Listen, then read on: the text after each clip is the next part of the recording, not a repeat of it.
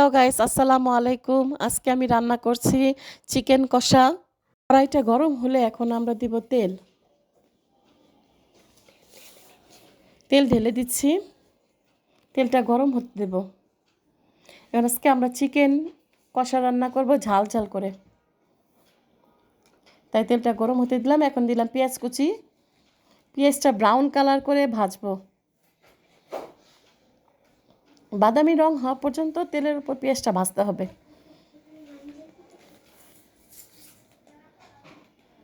আমরা বাদামি রং হওয়ার জন্য একটু অপেক্ষা করব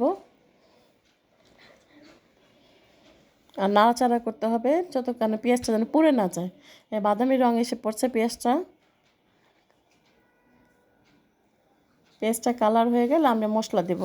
এখন দিচ্ছি গরম মশলা, তেজপাতা, দারুচিনি, এলাচ, গরম মশলা পুরোটাই সব দিয়ে এখন আমি একটা পেস্ট তৈরি করেছি। মরিচের গুঁড়া, হলুদের গুঁড়া, ধনিয়া গুঁড়া, জিরা গুঁড়া, লবণ, আদা রসুন, এই পেস্টটা একসাথে করে পানি দিয়ে একটা পেস্টের মতো তৈরি করব। তারপরে এটা আমরা পেস্টটা ব্রাউন কালার হলে ঢেলে দেব। তারপর এটা পেয়ালার মধ্যে একটু পানি নিয়ে পেঁয়াজটার মধ্যে একটু পানি দিয়ে দেব। এটা একটু ভাজা ভাজা করব তেলের উপরে। ঝাল ঝাল হবে তো, তাই মরিচের গুঁড়াটা আমি একটু বেশি দিয়েছি। আপনার পরিমাণ মতো দিবেন, যদি কম খান তাহলে কম দিবেন। পেয়ালাটা ধুয়ে একটু পানি দিয়ে দিলাম। ঝালটা পরিমাণ মতো দিবেন। আমি লবণ কিন্তু মশলার সঙ্গে দিয়ে দিয়েছি, আদা রসুন একসাথে দেওয়া হয়েছে। কারণ আমি মশলাটা পুরো কষে আসা পর্যন্ত অপেক্ষা করব।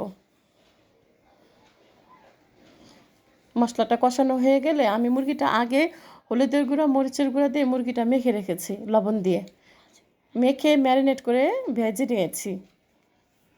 এখন ভাজা মাংসটা ঢেলে দেবো। হ্যাঁ, মাংসটা ঢেলে দিচ্ছি, এটা আমি আগে থেকে ভেজেছি। তারপর এখন তেলের উপর মাংসটা নাড়াচাড়া করে রান্না করব, কষাতে থাকবো যে পর্যন্ত গ্রেভির মতো ভাব না হবে।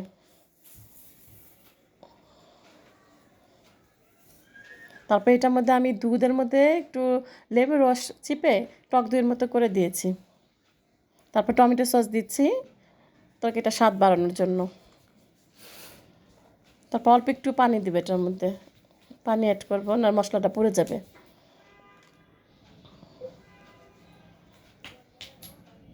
মশলা কষানো হচ্ছে, একটু পানি অ্যাড করে দিলাম। এটাকে এখন একটু ভাজা ভাজা করে রান্না করব। তারপর আমি এটা হতে দেব একটু, তবে ঢেকে দিলাম। তরকারিটা যে পর্যন্ত কষা কষা না হয় সেই পর্যন্ত ঢেকে রাখবো। তারপর এখন একটু হয়ে গেছে, কষা কষা হয়ে গেছে। এখন নেড়ে চেড়ে লবণ চেক করে নেবেন। তারপর এখন আমি একটু নেড়ে চেড়ে নিলাম। এবার তরকারিতে পানি দেব, ঝোল দেব পরিমাণ মতো, একটু ভুনা ভুনা হবে।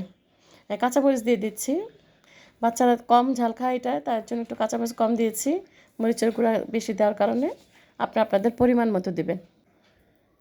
তাও গ্রেভিটা, তরকারিটা আমার অনেক ঝাল ঝাল হয়েছে। আমার বড় মেয়ে ঝাল একটু পছন্দ করে বেশি, তাই আমি পানি দিয়ে দিচ্ছি। আমার তরকারিটা এখন হয়ে গিয়েছে, নামিয়ে ফেলবো। আপনাদের সবাইকে অনেক ধন্যবাদ এতক্ষণ আমার ব্লগটি দেখার জন্য। আমাকে লাইক, কমেন্ট, শেয়ার করবেন এবং আমার চ্যানেলটাকে সাবস্ক্রাইব করবেন।